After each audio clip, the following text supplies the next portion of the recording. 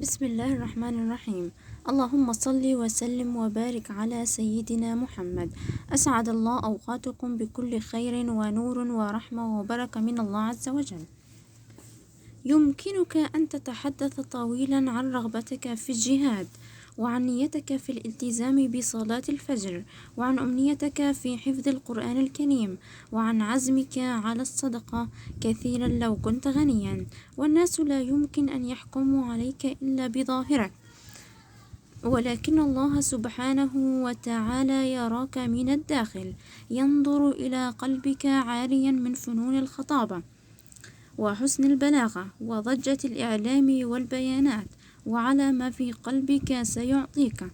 إن الله يعطي على نية العمل أجر عمل كامل لم يعمل، حين يعلم في قلب عبده صدقا أنه لو استطاع لعمل، ولا يقبل الطاعة على حسن ظاهرها إن علم أن وراءها رياء وحب شهرة ونفاقا.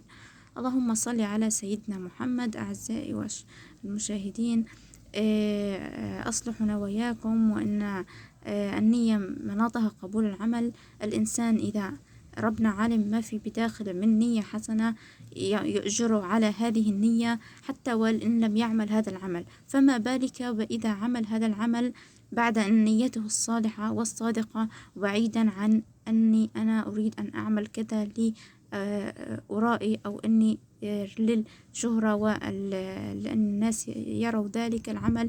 لا، فهذا لا يقبل منه عمله حتى لو حتى لو شو ما كان يعني. وصلوا على رسول الله، وشرح الله صدوركم، وأسعد الله قلوبكم، ورزقكم من الطيب. اللهم آمين. وفتح عليكم فتحا مبينا، وجبركم جبرا عظيما.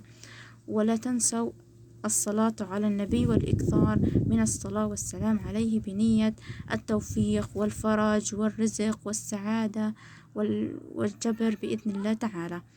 والسلام عليكم ورحمة الله، يعطيكم العافية وسلامتكم.